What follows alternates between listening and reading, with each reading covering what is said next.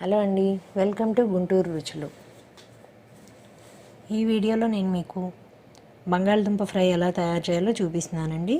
ఈ ఫ్రైని నేను పచ్చిమిర్చి అల్లం కారంతో తయారు చేస్తున్నాను. దీనికోసం ముందుగా బంగాళదుంపల్ని ఒక హాఫ్ కేజీ తీసుకొని మధ్యలోకి కట్ చేసుకొని వాటర్లో బాయిల్ చేసుకోవాలండి.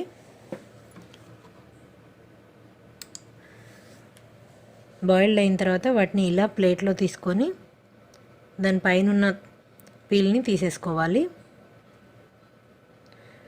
బంగాళదుంపలు ఉడికిపోయినాయి అంటే పీల్ తొందరగా వచ్చేస్తుందండి. ఇలా వీటిని చిన్న చిన్న ముక్కలుగా కట్ చేసుకొని ఒక ప్లేట్లోకి తీసి పెట్టుకోవాలండి. ఇప్పుడు పచ్చిమిర్చి కారం కోసం పచ్చిమిర్చిని ఒక 8 వరకు తీసుకుంటున్నాను. కొద్దిగా జీలకర్ర, కొద్దిగా అల్లం, కొంచెం కరివేపాకుని తీసుకుంటున్నానండి.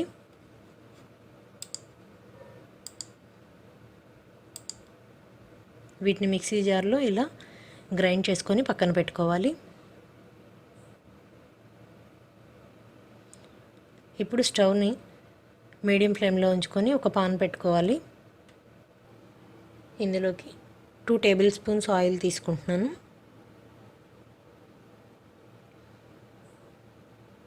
ఇందులో తాలింపు గింజలు వేసుకొని వేయించుకుంటున్నాను. చివరిగా జీలకర్రను కూడా యాడ్ చేస్తున్నాను.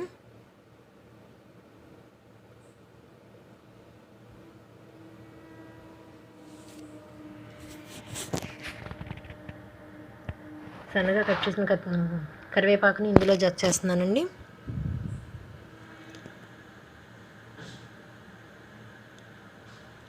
కరివేపాకుని పూర్తిగా వేస్తుంటే ఆకులుగా తీసి పక్కన పెడుతున్నారండి. అందుకే ఇలా ఆనియన్స్తో పాటు అవి కూడా కట్ చేస్తున్నాను.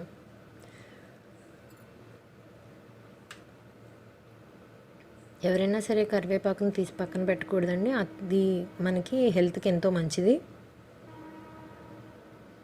ఇప్పుడు 5-6 వెల్లుల్లిపాయలని కొద్దిగా నలగనిచ్చి ఈ తాలింపులో వేసుకోవాలి.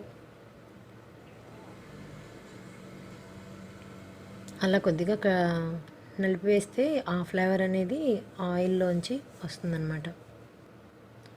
ఇప్పుడు సన్నగా కట్ చేసిన ఉల్లిపాయ ముక్కల్ని యాడ్ చేసుకోవాలి.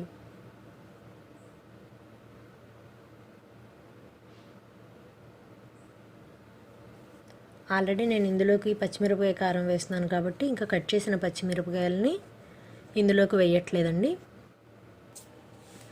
ఉల్లిపాయలు లైట్ గోల్డెన్ కలర్లోకి వచ్చిన తర్వాత ఇందులోకి కొద్దిగా పసుపుని యాడ్ చేసుకోవాలి. ఇప్పుడు ఇందులో కట్ చేసి పెట్టుకున్న బంగాళదుంప ముక్కల్ని యాడ్ చేసి ముక్కలు అంతటికి ఈ పసుపు అంతా కలిసేలాగా తిప్పాలి.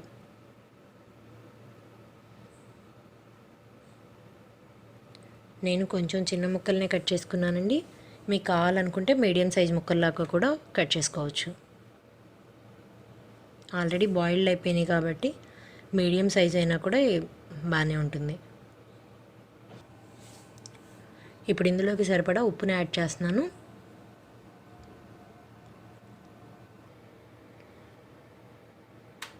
లో ఫ్లేమ్లో ఉంచి ఇప్పుడు ముక్కల్ని కొద్దిగా మగ్గనివ్వాలండి. ఇప్పుడు ఇందులో నేను ఆల్రెడీ మిక్సీ చేసి పెట్టుకున్న పచ్చిమిర్చి కారాన్ని వేస్తున్నానండి.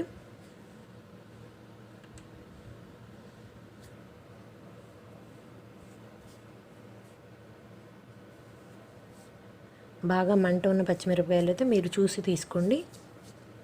నేను మంట లేదు కొద్దిగా కాబట్టి 7-8 వరకు తీసుకున్నాను.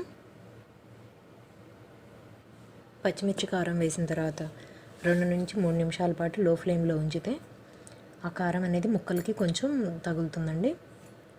పచ్చిమిర్చిని కూడా మెత్తగా గ్రైండ్ చేయవసరం లేదు, కొంచెం అక్కడక్కడ కనిపిస్తూ ఉంటుంది చూడండి. చిన్న చిన్న ముక్కలుగా ఉన్నా కూడా ఈ కొంచెం సేపు ఫ్రై అవ్వటం వలన ఆ పచ్చి టేస్ట్ కూడా పోతుందన్నమాట. బంగాళదుంప కూరలోకి పచ్చిమిర్చి కారంతోనే టేస్ట్ బాగుంటుందండి. ఇప్పుడు ఒకసారి ఫ్రైని అంతా మళ్ళీ కలుపుకొని స్టవ్ ఆఫ్ చేసుకోవచ్చు. దీన్ని ఒక బౌల్లోకి తీసుకొని ఈ ఫ్రై మనకి వేడివేడి అన్నంలో చపాతీలో చాలా టేస్టీగా ఉంటుంది. ఇది రసం సాంబార్ కాంబినేషన్తో కూడా చాలా బాగుంటుందండి.